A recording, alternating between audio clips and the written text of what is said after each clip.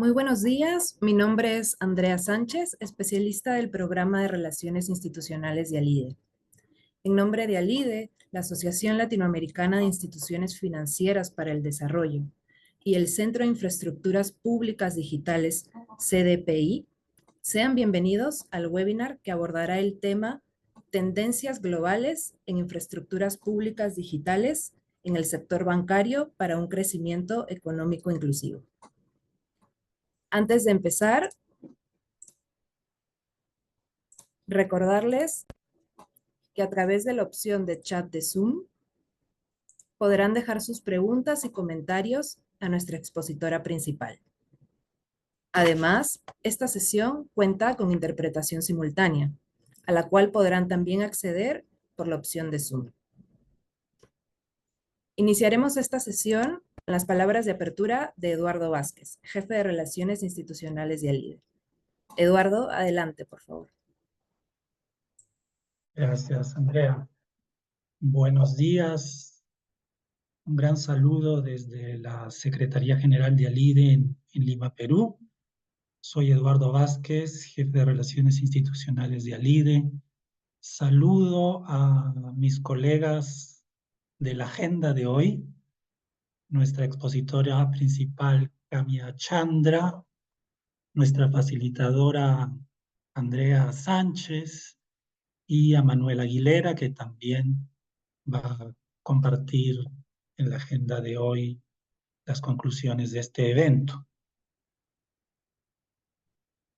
Para quienes no están familiarizados con ALIDE, decirles brevemente que somos la Asociación Latinoamericana de Instituciones Financieras de Desarrollo, una organización con más de 50 años de vida institucional que agrupa cerca o más de 90 bancos públicos de desarrollo en la región de América Latina y el Caribe, así como de otras regiones del mundo que mantienen relaciones de cooperación y negocios con la banca de desarrollo latinoamericana. Somos una organización que, es una red que está dedicada a servir a los bancos públicos de desarrollo para que a través de esta red, de esta plataforma, puedan compartir sus buenas prácticas en programas de fomento y financiamiento a sectores productivos y sociales. Somos una organización de servicios, proveemos capacitaciones, asistencia técnica, organización de eventos, proveemos información y documentación y promovemos negocios e inversiones entre los bancos y les servimos como una plataforma para compartir sus buenas prácticas, pero también somos un think tank sobre temas de banca y finanzas para el desarrollo económico y social. Y tratamos de mantener actualizada la banca en las tendencias de la industria y del entorno regional que ellos necesitan conocer y actualizarse para su función de financiamiento del desarrollo. En ese sentido, en el 2018, cuando empezó, digamos, en la agenda global el tema de la disrupción tecnológica, pues ALIDE se sumó en el 2017, fue esto, en su reunión anual, en su evento anual, a tratar como uno de los temas principales el tema de la disrupción tecnológica, las nuevas tecnologías y cómo esto está afectando y puede contribuir y puede ser adoptado por el sector bancario. Desde ese momento hemos tenido una serie de actividades, eventos, capacitaciones, charlas, además de otros temas, por supuesto, en los que ALIDE trata de seguir sobre la transformación digital en la banca. Entonces, hemos hablado bastante de transformación digital, pero hoy queremos traer como complemento a ese esfuerzo de ALIDE de llevar el tema de la transformación digital en la banca, y en especial en la banca pública de desarrollo, que son nuestros miembros, un concepto que puede estar revolucionando el sector bancario, que es el concepto de la infraestructura pública digital. Que podemos preguntarnos de qué se trata esto. ¿Es software libre? ¿Es más sobre digitalización? Es más que eso. Es un concepto que lo vamos a mirar hoy día con nuestro aliado, el Centro para el Desarrollo de la Infraestructura Pública Digital. Su función principal es acelerar el proceso de transformación digital en los países. Ellos nos van a contar entonces qué es este tema de la infraestructura pública digital y cómo puede ser aprovechado mejor por el sector bancario. Eh, las instituciones financieras de desarrollo son los brazos financieros de los gobiernos, son instrumentos de política pública. Este concepto de la infraestructura pública digital tiene mucho que ver también con las políticas públicas, con un gobierno, con un Estado que desee acelerar esta transformación digital en sus países y tiene esta herramienta, este concepto que está asociado a muchas cosas que la banca puede incorporar, como el e-Know Your Customer, los pagos móviles interoperables, las oportunidades de banca abierta, el intercambio de datos financieros, las infraestructuras de pagos digitales, entre otros conceptos digitales que va más allá de lo que tradicionalmente hemos estado mirando, por lo menos en Alide, eh, sobre digitalización en banca, ¿no? El Big Data, el blockchain, todo eso lo hemos venido siguiendo a través de nuestros seminarios y ahora hay este concepto nuevo. Entonces, a través de conocernos mutuamente con CDPI, pues nos dijimos, vamos a llevar esto también a un actor importante, que es la banca pública, que ya lo dijimos, son instrumentos de política pública y esto tiene que ver con el objetivo de la infraestructura pública digital, con los objetivos de este Centro para el Desarrollo de la Infraestructura Pública Digital, que es acelerar este proceso de transformación digital en los países, que puede tener beneficios en varios sectores, salud, agricultura, pero lo nuestro es el sector financiero, así que vamos a acotar ese enfoque a lo que es el sector financiero. Yo lo dejo ahí como una introducción para nuestros participantes, a quienes les reiteramos la bienvenida y agradecimiento por unirse a este webinar. Y gracias y adelante, Andrea. Muchas gracias, Eduardo. Invitamos ahora a Kamia Chandra, ella es directora de estrategia de CDPI, para que nos realice su presentación sobre las tendencias de las infraestructuras públicas digitales para el sistema bancario. Kamia, quedas con la palabra. Thank you so much. Muchas gracias a todos. Gracias al LIDE por invitarnos a colaborar en este webinar y gracias a los miembros que están aquí conectados. Voy a pausar un momento en caso de que necesiten seleccionar la opción de interpretación al español. Mi español es muy malo, así que no sería buena idea y sería mucho más fácil que me escuchen a través de la interpretación al español. Por eso les doy este momento. Es un placer para mí estar aquí con ustedes. Aquí estamos aquí para hablar del impacto de la infraestructura pública digital en el sector bancario para el desarrollo inclusivo. Antes de empezar, quiero contarles un poco sobre el CDPI, este Centro para la Infraestructura Pública Digital. Somos un centro académico, estamos ubicados en el Instituto Internacional de Tecnologías en Bangalore.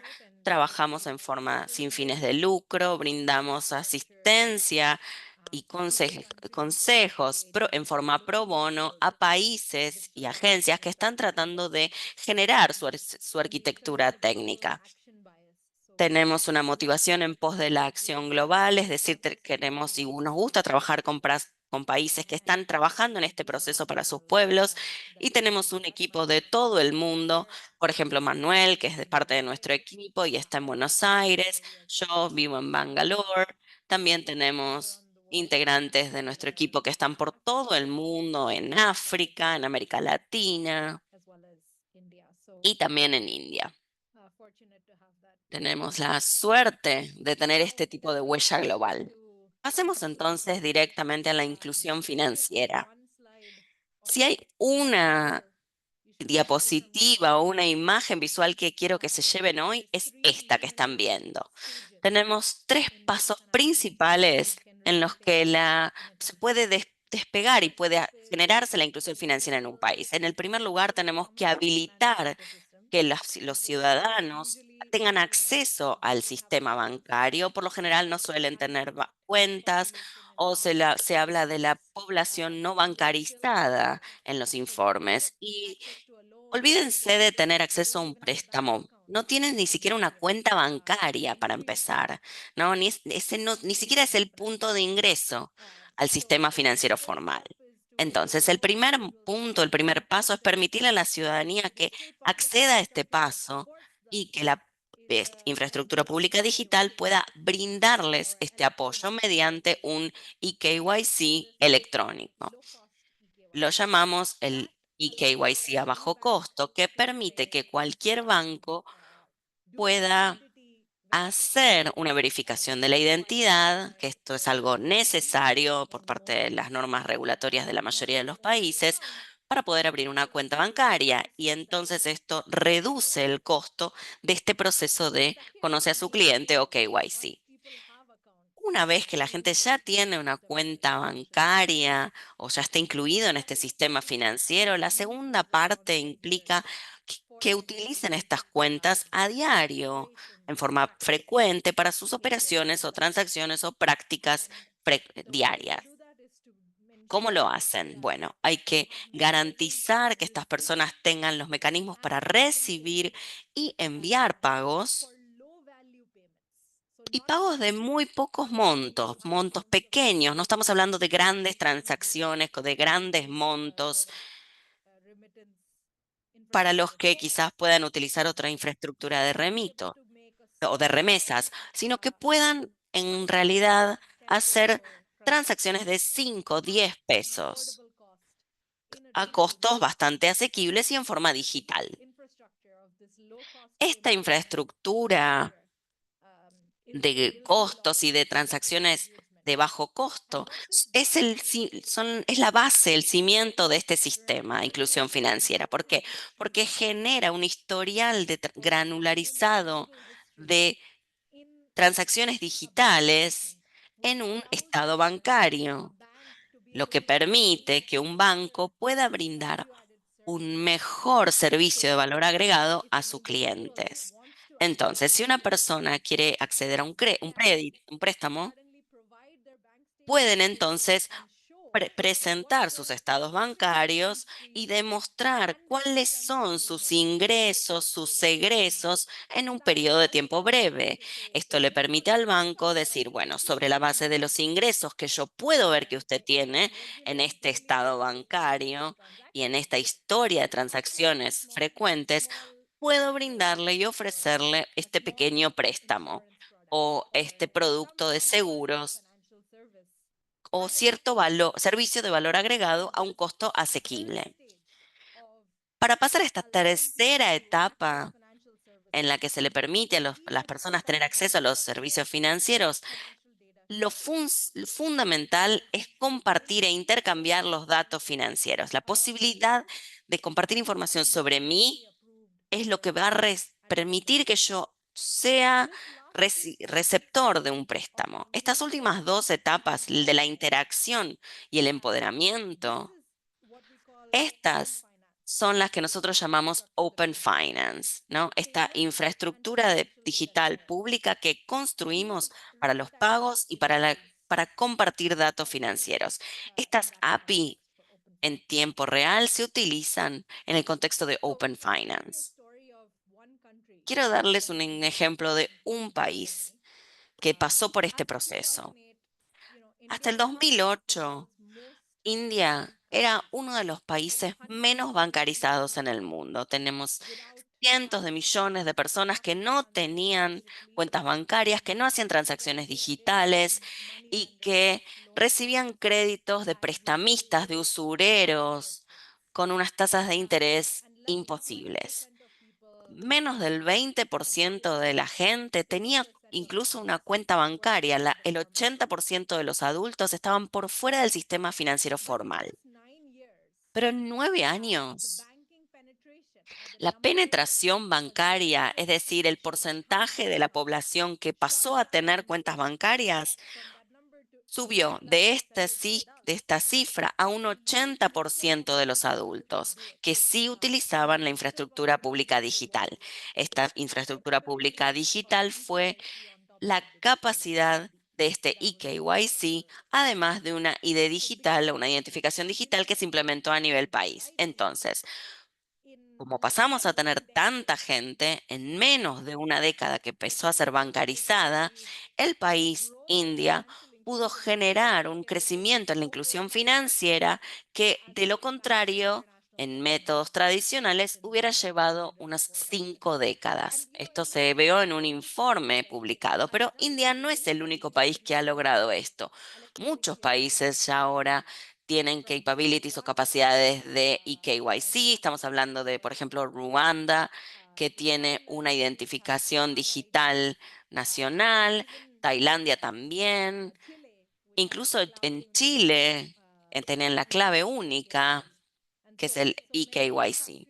Entonces, muchos países han hecho esto en todo el mundo y lo que los une como infraestructura pública digital son estas dos capacidades. La autenticación, es decir, la capacidad de poder demostrar que una persona es quien dice ser en una transacción remota. Esto por lo general se hace con funcionalidades biométricas o con una contraseña móvil al teléfono o un nombre de usuario y una contraseña, o una contraseña por única vez que se manda por correo electrónico, o un control de los datos demográficos, etcétera. Quizás también puede ser una autenticación facial, ¿no? Cómo se machea o se equipara una imagen de una selfie con la imagen guardada en el sistema.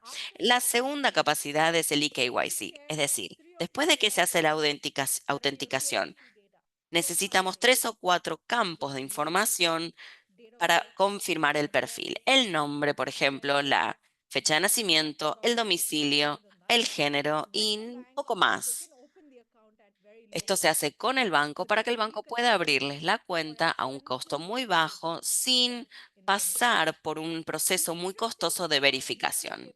Lo interesante de estas dos capacidades que son parte de la infraestructura pública digital, es que no es necesario crear todo un sistema nuevo de identificación en un país y volver a inscribir a todas las personas en este sistema para poder lograr tener estas capacidades. Simplemente se puede construir a partir de la base de datos de identificación nacional de cualquier país. Sobre eso, sobre cualquier identificación bancaria o sobre cualquier identificación estudiantil, de partidas de nacimiento o de registros civiles, pueden funcionar con estas capacidades. Lo que se hace entonces es agregar estas capacidades de verificar y de compartir esta información y estas identificaciones. Entonces, este es un bloque fundacional muy, muy importante que no es muy costoso y no es muy difícil de implementar cuando ya se hacen como complemento a sistemas existentes. En India, la implementación del eKYC desató un efecto dominó masivo. Estamos hablando de que se emitieron ya más de 1.400 millones de identidades digitales. Empezaron de cero, entonces tuvieron que hacer toda la inscripción desde cero. Y en ese proceso generaron una escala mucho más rápida que lo que lograron Amazon, Microsoft o Google en llegar a 1.000 millones de usuarios. Se han hecho más de 16.000 millones de transacciones o de procesos de eKYC, es decir, que más o menos todas las personas mayores a 16 ya tienen este perfil, esta verificación digital para distintos propósitos. Se hicieron muchísimas autenticaciones y eKYC. Estamos hablando de más de 100.000 millones de autenticaciones. Como resultado, se han conectado y se han generado más, casi 1.000 millones de cuentas bancarias y se siguen abriendo como resultado de esta implementación. Obviamente la inclusión financiera es un objetivo muy poderoso y muy potente que se quiere alcanzar por mérito propio. ¿Por qué? Porque genera crecimiento en cualquier sector financiero. También crecen los mercados, crecen los ingresos para los bancos y además la gente puede acceder a servicios financieros en forma más asequible. Pero incluso a largo plazo, la inclusión financiera también genera estabilidad financiera, que es algo fundamental para muchos reguladores. ¿Cómo se hace esto? Se trasladan las transacciones oscuras u opacas por fuera del sistema financiero formal al sistema financiero formal para hacer entonces una supervisión del antilavado de activos y para generar una mejor política monetaria. Entonces, en términos de plazos, queremos que la gente a largo plazo esté en la economía formal. También permite tener una mayor efectividad en las políticas monetarias porque la gente está accediendo a este sistema financiero formal. Más allá del por qué, hablemos de cómo. ¿Cómo podemos destrabar esta segunda etapa? Si ya se hizo el eKYC, ¿cómo llegamos a la segunda parte del Open Finance? Es decir, cómo se llega a los pagos y al compartir de datos para generar esta inclusión financiera. Para nosotros, tenemos que abordar, esto es fundamental hacerlo con un enfoque tecnolegal, no con un enfoque solamente legal ni con un enfoque solamente tecnológico, sino con una combinación de ambos. Por ejemplo, si estamos hablando de pagos, los reguladores pueden armar un marco en el que definan los roles de cada entidad, pueden trabajar con la fintech dentro de este sistema financiero formal con un rol específico, como por ejemplo innovar en la experiencia de los usuarios. Este es el punto fuerte de estas entidades, entonces pueden generar distintas apps con accesos multimodales, con sistemas de asistencia de por voz, etcétera. Y los bancos son muy buenos en seguir moviendo dinero en un entorno y en una forma muy segura. Por lo general, los bancos quieren mantener el control del dinero y quieren que el dinero se mueva dentro de su espacio y su entorno controlado. Si estamos hablando de una red de Open Finance exclusiva, creemos que es muy importante definir el rol de las empresas tecnológicas y decir, enfóquense en la experiencia del usuario, pero el movimiento del dinero queda a cargo de los bancos y de las instituciones financieras. Esta combinación en la que pueden acceder a cualquier banco, pero no es necesario trabajar directamente con los bancos, es lo que crea un entorno de finanzas abiertas o de open banking muy productivo. Cuando hablamos de compartir datos, hay distintos roles que los reguladores tienen que definir para tener un ecosistema poderoso. Volvemos a la parte legal, del tecnolegal. Estos roles obviamente son definidos por el regulador en cuanto a quién brinda la información, quién usa la información financiera. Quizás se pueda generar o establecer una organización autorreguladora en este sistema que hace la evangelización de los estándares técnicos, que promueve esto y que incluye a distintos bancos. También obviamente puede haber un rol opcional en cuanto a la gestión de consentimiento, es decir, una entidad que recopile los consentimientos de las personas. Estos son roles que deben definirse en forma proactiva en un entorno o un marco regulatorio con las obligaciones bien definidas para poder escalar el sistema en forma alineada a los incentivos de todas las partes.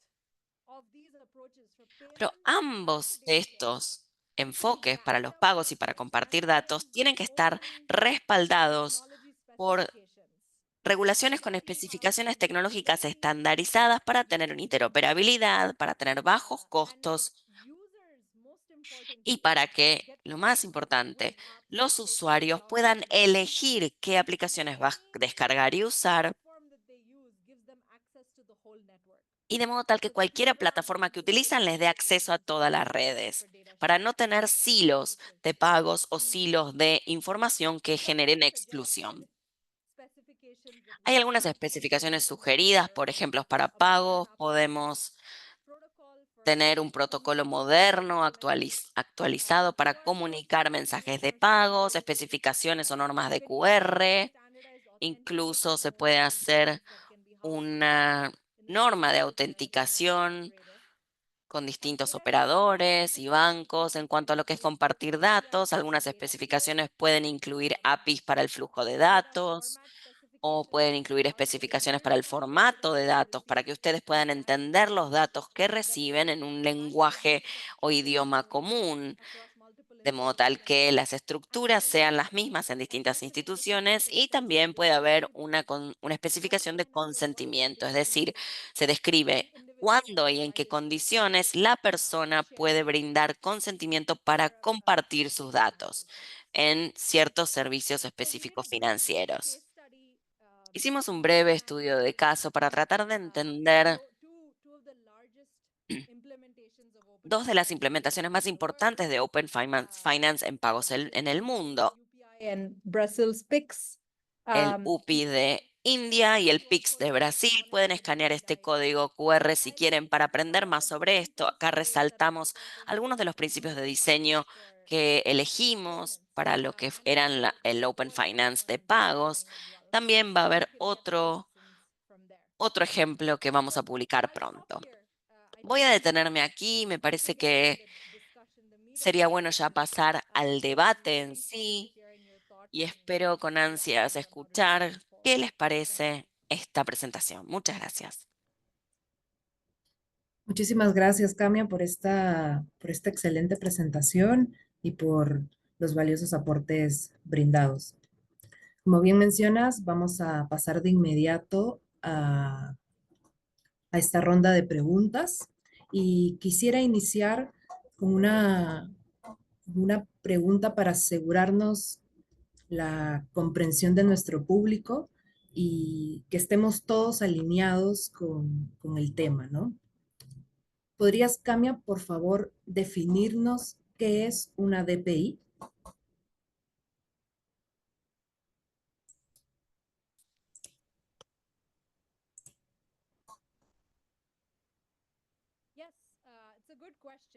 Sí, es una buena pregunta. No quería entrar en las definiciones en sí, en realidad prefiero pasar mejor a los ejemplos, pero cuando hablamos de una DPI, una infraestructura pública digital, en términos generales estamos hablando de un rail público compartido que se construye para la innovación. Por lo general es la combinación de un building block de tecnología más un elemento de innovación del mercado y un elemento de gobernanza. Esto permite que se logren resultados en la sociedad. Por lo general, categorizamos esto en 5 grandes categorías: la identidad, los registros, los pagos, la infraestructura, la compartición de datos y la infraestructura de datos, que puede ser en Open Finance en tiempo real, pero también puede ser una infraestructura de credenciales como gov.br o DIA en Ucrania o SingPass en Singapur para tener certificados verificables. También tenemos otros elementos fundacionales para lo que es la confianza, las firmas electrónicas, etcétera. Pero los ejemplos dependen del sector. Por lo general, es esta idea de la tecnología abierta y de las especificaciones de esta tecnología abierta que crean redes de innovación privada. Eso es lo fundamental. No estamos hablando solamente de innovación pública, y esto es lo que hace que sea diferente a lo que es, por ejemplo, el gobierno electrónico, porque el gobierno electrónico, el e-government, tiene que ver con digitalizar servicios públicos. Perfecto, muchas gracias. Bastante claro, Camila. Esto me lleva a la siguiente pregunta, que es, ¿cómo se financia la infraestructura pública digital? ¿Es a través de los gobiernos? ¿Es la industria que quiere adoptar una DPI? ¿O tal vez a través de soluciones mixtas entre ambos actores? ¿Qué nos puedes comentar?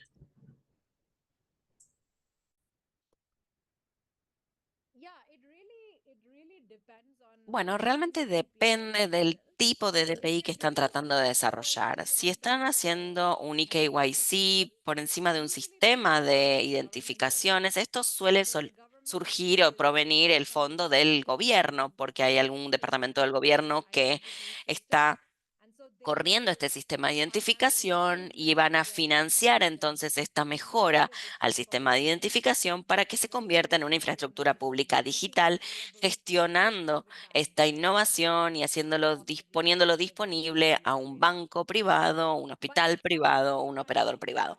Pero ese no es el único tipo de DPI que existen. En la infraestructura de pagos, por lo general, esto está financiado ya sea por un banco central de algún país, o sea que es gasto público, o en algunos países crean una empresa sin fines de lucro que está financiada por todos los bancos y que se llama Switch Operator o un operador Switch. En ese caso, de hecho, todos los bancos que invierten en una arquitectura de gobierno compartido y que va a financiar esta inversión. Para el caso de la compartición de datos, por lo general es un gasto de una comunidad, se da así. ¿Por qué? Porque en este caso no hay un switch central o un interlocutor central de donde vienen todos los datos, sino que es una serie de transacciones peer-to-peer o P2P y una serie de instituciones que se unen a la red para poder financiar este cambio, para construir el módulo y para ser parte de esta red. Entonces, en lo que es data sharing, el gasto se distribuye para que cualquier banco individual que quiera ser parte de la red haga su propio gasto presupuestario y el Banco Central no tiene un gasto en sí o propiamente dicho, porque tienen simplemente una publicación de las normas y se definen los salarios normales de sus propios empleados y también tienen las especificaciones técnicas. Entonces, los bancos o las instituciones de la red son quienes gastan o dedican su dinero para ser parte de esta red. Muchas gracias. Y ahora yéndonos un poco más ya hacia la banca, ¿qué procesos de la banca pública o del sector bancario consideras tú que pueden ser apoyados por la infraestructura pública digital?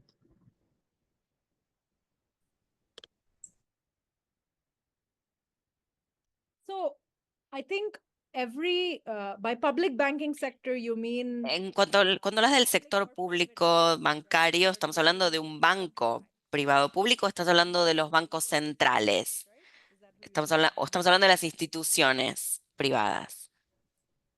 Nos referimos un poco a los bancos públicos de desarrollo, los que funcionan como brazos financieros del Estado.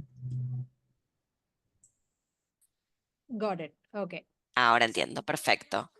Entonces, estos brazos públicos financieros que apoyan esto pueden quizás alentar a que se creen estas infraestructuras públicas digitales, pueden publicar las especificaciones de la tecnología para instar al sector bancario a que se una en pos de unos estándares bancarios para pagos, para la compartición de datos, quizás pueden generar o ejercer su influencia en las autoridades de identificación para que mejoren su eKYC. Entonces, esto es algo que se puede orquestar dentro de un ecosistema, porque en lo que es los pagos y el compartir datos, tiene que ver con muchas instituciones que se unan a una red y no una institución que haga un cambio.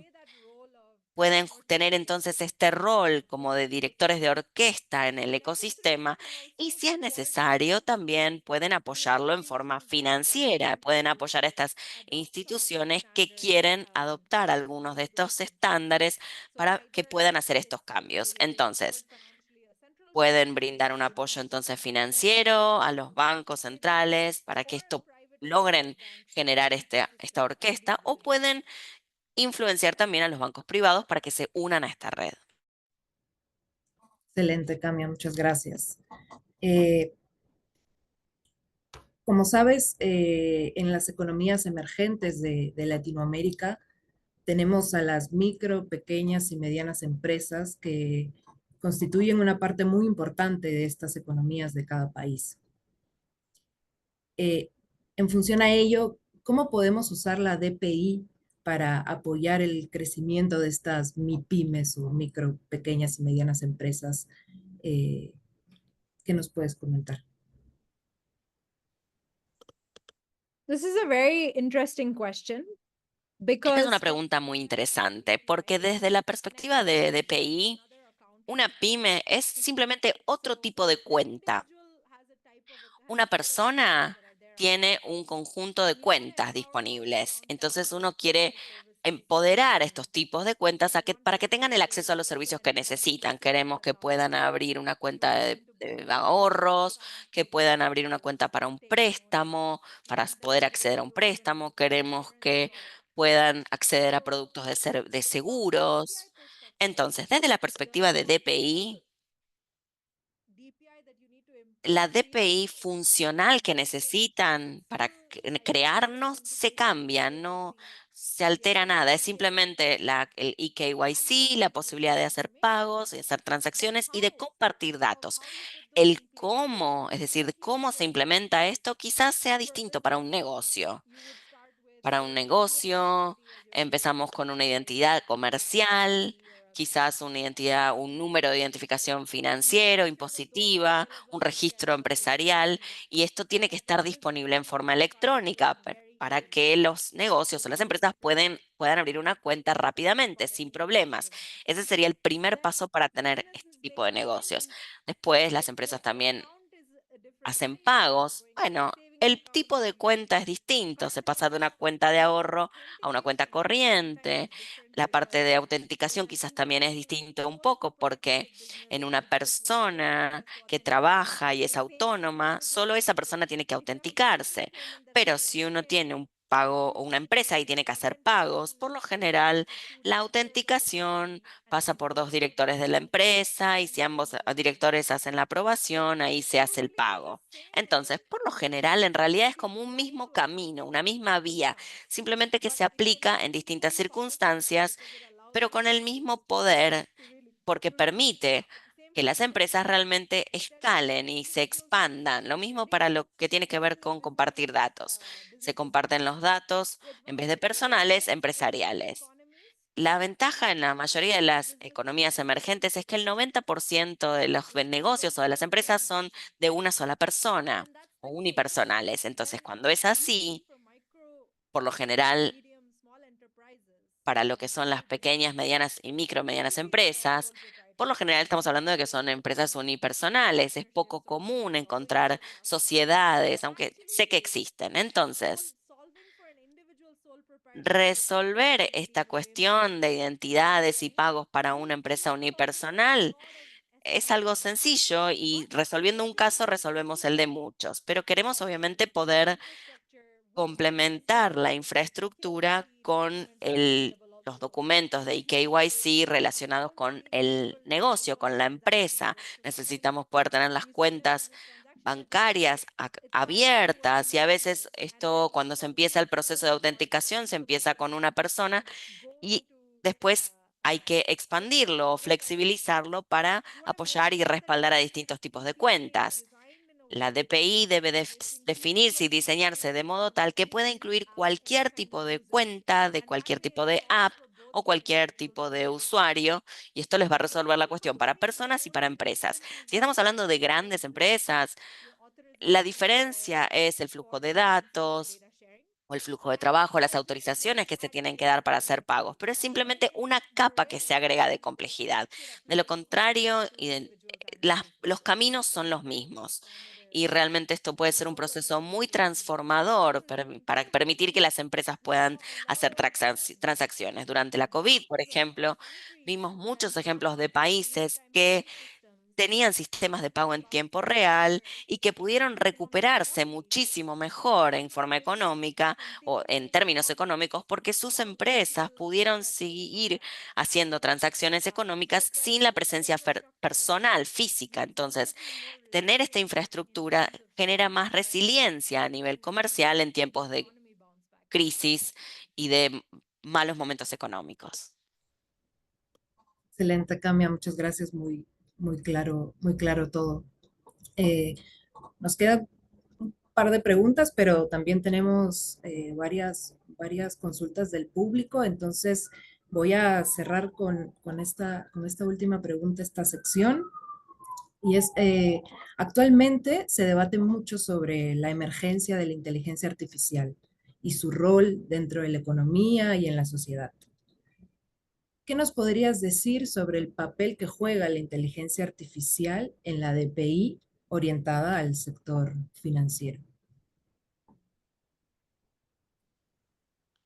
So artificial intelligence has a lot of La power, inteligencia artificial tiene muchas capabilities muy potentes, and especially in the user particularmente en lo que es la capa de la experiencia del usuario. Porque si la idea es mover dinero, desplazar dinero, podemos tener un modelo que genere una interfaz de chat con distintos idiomas para que puedan hacer las transacciones de dinero en su idioma o dialecto local.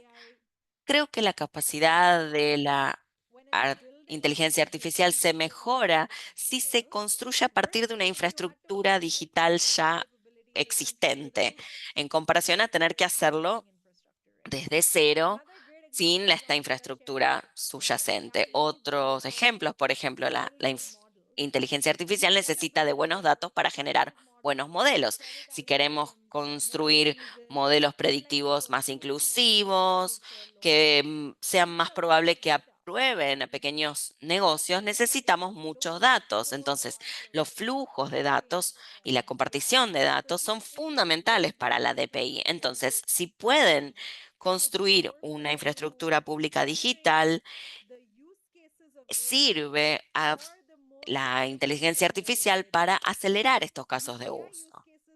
Los casos de uso de la inteligencia artificial van a llegar siempre a los registros de un país. Entonces, para poder beneficiarse de esto y para que esto llegue a toda la gente, para toda la sociedad, es necesario que haya caminos de bajo costo para generar este movimiento y los mecanismos para acceder a pagos y servicios que pueden mejorarse con la inteligencia artificial. No reemplaza al core, al núcleo del sistema bancario. Entonces, siempre es como en esta capa superior de experiencia del usuario que puede generar inclusión. Un ejemplo, por ejemplo, es el uso de un modelo de inteligencia artificial para la traducción idiomática, también para lo que es los algoritmos de machine learning, para generar mejor análisis de datos. Entonces, si tienen la capacidad de que muchos bancos puedan compartir datos públicos, entonces el modelo de inteligencia artificial puede tomar esa información. De lo contrario, es muy difícil lograr crear esto desde cero sin los datos. Por último, y para cerrar, también se puede tomar un enfoque de DPI a la transformación de inteligencia artificial, pero no necesariamente podemos hablar de esto hoy, pero es fundamental pensar cuál es el rail, el camino mínimo que necesitamos en el mundo de la inteligencia artificial para garantizar que esta transformación sea interoperable e inclusiva. Porque hoy en día tenemos a ChatGPT, tenemos a Llama, tenemos distintas cosas en silos, modelos que compiten entre sí.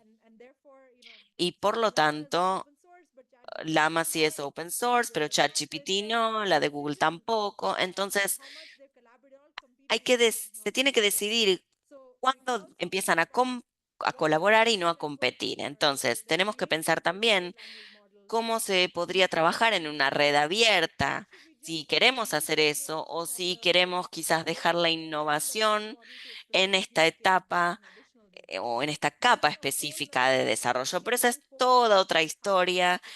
Mejor concentrémonos en la primera mitad de lo que dije, es decir, generar infraestructura adicional va a facilitar la posibilidad de que la inteligencia artificial se aplique a todas las partes de la sociedad como elemento fundacional.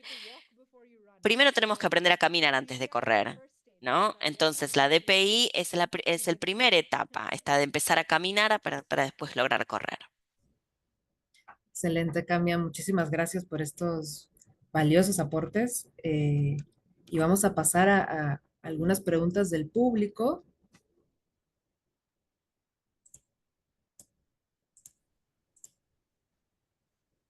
We have one question is, what are all the minimum and mandatory features should be there to be called as DPI for any software solutions? So I think there's a couple of very, very important ones. One is interoperability. Without interoperability, you're building a silo in your own private network and you're not creating choice for users, right? So interoperability means the ability to switch between different institutions, apps, devices, and interfaces easily, but being part of the same network. And it's not a different network just because it's a different device or a different app or a different institution. That's a core tenet of, I think, DPI as a technology architecture principle. The second one, I think, is enabling somebody else to innovate on top of what you've built. So we call this sort of the unlocking of private innovation. So if you've built a better digital solution that your institution can solve the use cases you are going after, that is digitization. It's very important. It's very important to do. It smooths access to services. No matter how large you are, even if you're 80, 90% of the market, if you've built a smoother digital flow and no other institution benefits from what you've built, it's not DPI. So we would characterize the ability to trigger any other institution's improved service delivery based on what you've built, a reuse of what you've built. That is a core DPI principle. Then the third, I would say, is sort of ensuring privacy and data security by design, because these cannot be an afterthought of your system. So ensuring that the user is in control, the individual has rights over the way that they operate in your system and network is a really core tenet and principle for sure.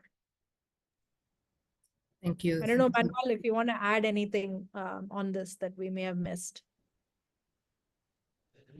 No, I think you've covered it, but it's I think the whole ecosystem is trying to figure out what are the minimum requirements to to be considered a DPI. Yeah. Yes. But saying open and interoperable, I think are the most important keywords. Thank you. Thank you so much, both of you.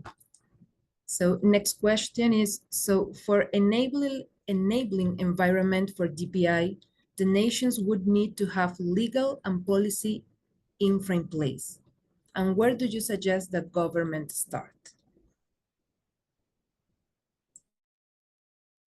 So I think that waiting for all the right policies to fall into place is sometimes a endless. Las políticas adecuadas estén vigentes, es un buen momento, pero nunca vamos a estar 100% listos para empezar un camino así. Uno nunca está 100% listo para empezar un trabajo nuevo, para graduarse de la universidad. Uno nunca está siempre 100% listo para mudarse de un país a otro, pero hay que hacerlo, ¿no? Hay que empezar a hacerlo incluso antes de estar listos. Creo que en el caso de países o actores que están pensando en estas cosas, lo más importante es encontrar la coalición de voluntades. Esta coalición inicial de un grupo de personas que quieren que el cambio se dé en distintas instituciones y que se empiece a hacer una co-creación, decir, estas son las normas técnicas, este podría ser el marco normativo.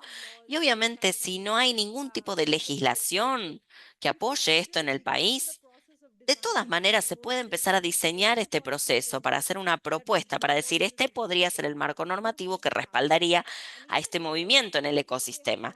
E incluso si digamos que el gobierno no tenga esto en cuenta, como comunidad organizada, como red, pueden decir, bueno, esto es lo que creemos como grupo de actores del mercado, creemos que esto debería ser el entorno, el marco para la participación en este ecosistema.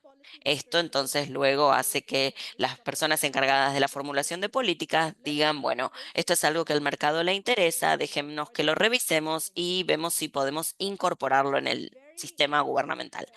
Obviamente, es mucho más fácil empezar en un ecosistema en el que ustedes tienen la legislación adecuada, las normas vigentes, tienen una ley de pagos y compensaciones que empodera a las instituciones adecuadas a que construyan la infraestructura que necesitan, si tienen normativas que apoyan las DPIs abiertamente o que apoyan la autenticación, pero incluso si no está todo esto, igual pueden empezar utilizando, por ejemplo, la autenticación electrónica para abrir ciertas cuentas y después mostrarle al gobierno que esto es posible, en vez de hacer lobby de al revés.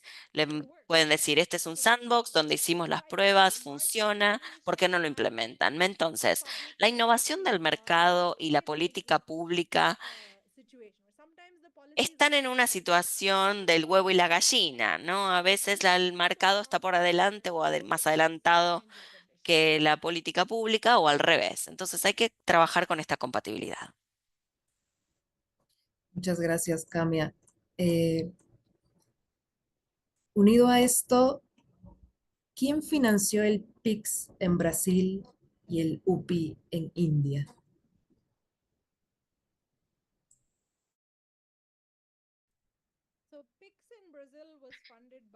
En Brasil el PIX fue financiado por el Banco Central de Brasil y en India fue financiado por una entidad que se llama la Corporación de Pagos Nacionales, que era un operador switch, y ellos recaudaron fondos de distintas instituciones financieras, incluso uno de ellos fue el CDPI, el Banco Central, que también financiaron a esa institución y apoyaron esta implementación. La infraestructura de pagos suele estar financiada. A ver, los criptos son otra conversación en este momento, pero por lo general los países quieren generar esta gateway central, este switch central. Entonces necesitamos agrupar ciertos esfuerzos financieros, ya sea por parte del gobierno o por un grupo de actores del mercado que se ponen a disposición. Con el tema de compartir datos, además del BCB de Brasil, que está implementando Open Finance, el costo de sus sueldos. Además de eso, no tienen ningún tipo de gasto técnico en Open Finance, es cero. Entonces, el gasto tecnológico lo llevan los bancos y esto es algo muy importante de Open Finance, es algo que se hace peer-to-peer. Lo que sí se puede hacer es invertir en una tecnología o en módulos de tecnología centrales. En India tenemos lo que se llama biblioteca común, que trabaja con el switch operator central y cada banco puede elegir hacer su integración y esto reduce sus costos. Se puede hacer algo así, pero esto es algo que no es obligatorio. Esto es algo que permite hacerlo el ecosistema. Excelente, Camia. Voy a cerrar con una última pregunta. Uno de los objetivos de la banca pública de desarrollo es promover la bancarización de las empresas de mujeres y ayudar a reducir la brecha de género en el acceso al crédito. ¿Nos puedes comentar brevemente cómo la DPI y el género se apoyan y qué recomendaciones podrías ofrecer a la banca en este contexto?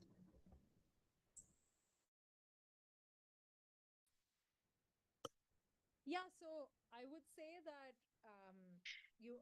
I had it on one of the slides that Estaba en actually una de las diapositivas, de hecho, que decía que la DPI ayudó a cerrar la brecha de género y llevarla casi a un cero en India y en otros países en los que se ha utilizado el eKYC. ¿Por qué? Porque no les pide a los bancos que hagan algo especial para las mujeres. Y me parece que esto es fundamental.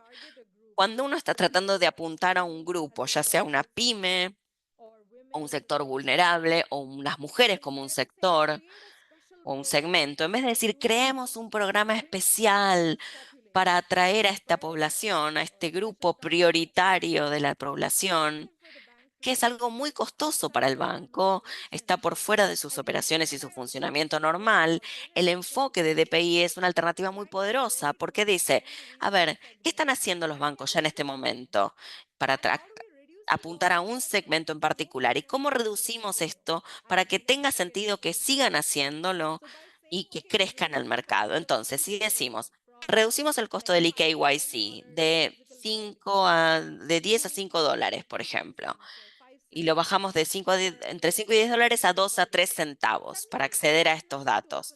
Entonces, de repente no te cuesta nada abrir una cuenta para una mujer o abrir una cuenta para una pyme. Entonces, el banco claramente va a decir, sí, obvio que lo voy a hacer. Tiene sentido para mí, mi mercado crece, ahora tenemos más clientes. Entonces, hay que aprovechar los incentivos naturales de las instituciones. La DPI, entonces, genera un camino de incluir o de inclusión a una escala enorme. No implica ningún tipo de esfuerzo adicional para alcanzar a esos grupos.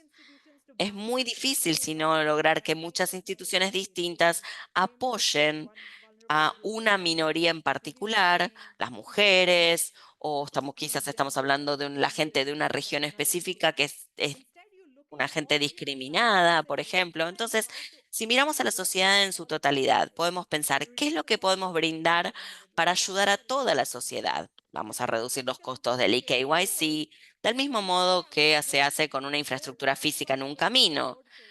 No decimos voy a hacer un camino para todos o voy a hacer un camino para las mujeres. No, hacemos un camino para las mujeres, las distintas sociedades, para las distintas comunidades en términos generales. Es el mismo enfoque aquí. Podemos decir voy a crear o construir un camino que le resuelva los problemas a todos. Por eso es que la DPI funciona a la escala en la que funciona. Excelente, muchísimas gracias, Camia. Vamos a dar por finalizado este espacio e invitamos a Manuel Aguilera de CDPI para unos comentarios finales a manera de conclusiones. Adelante, Manuel. Gracias, Andrea. Me presento muy brevemente. Yo soy Manuel, coordino las implementaciones regionales para CDPI en América Latina y el Caribe. Dos avisos parroquiales. Vamos a mandar por correo las slides de la presentación en caso de que las quieran después revisitar. Y también va a estar disponible la grabación de este evento.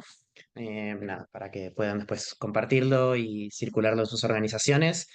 Aprovecho este momento para agradecer de nuevo a Eduardo, a Andrea y a todo el equipo de Alide por la invitación a este espacio y por la organización. Bueno, y solo para cerrar un poco retomando lo que venimos hablando en la última hora, la pregunta creo para nuestra región, pero para todo el mundo y especialmente para los países del sur global ya no es si la economía, si se viene o no se viene una economía digital, eso probablemente es algo que ya es inevitable, ni siquiera la pregunta es a qué velocidad entramos a esa economía digital, sino cómo va a ser esa economía digital. Si va a ser una economía digital que esté solo mirando determinados segmentos de la población, que son quizás los de mayores ingresos, los más dinámicos, o vamos a construir una economía que sea inclusiva, que tenga pocas barreras de entrada y que tenga bajos costos de transacción. Si vamos a pensar en una economía digital que esté concentrada en las manos de pocos actores y que tienda a tener comportamientos rentistas y extractivos, o va a ser una economía que esté centrada en en la innovación, que promueva ecosistemas de innovación que sean dinámicos, que habiliten la emergencia de muchas startups y que tienda a ser una economía inclusiva y que dinamice esos procesos. Y desde CDPI, nuestro trabajo diario, nuestro trabajo cotidiano tiene que ver con acompañar a los gobiernos a imaginar, a diseñar, a construir y también a gobernar esos ecosistemas desde una perspectiva DPI, desde una perspectiva de economía, de infraestructura pública digital, que sea inclusiva y que promueva la innovación.